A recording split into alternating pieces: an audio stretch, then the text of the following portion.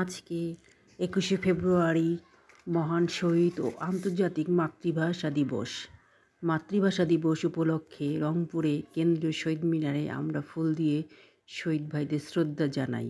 এই দিনটি যদি না আসতো 1952 সালে, তাহলে হয়তো আমাদের উর্দুতেই কথা বলতে হতো।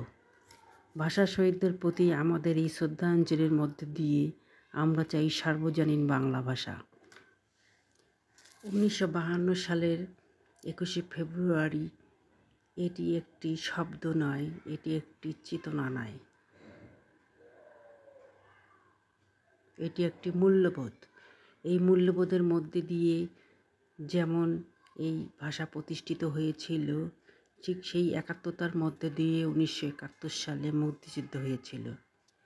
সেই মুক্তিযুদ্ধের মধ্যে দিয়ে বাংলাদেশ স্বাধীন হয়েছিল।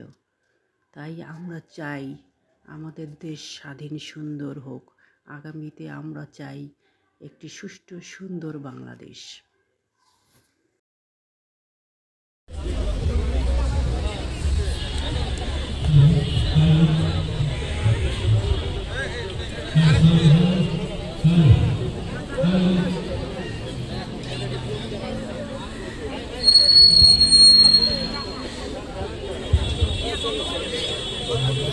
একটু দাঁড়াও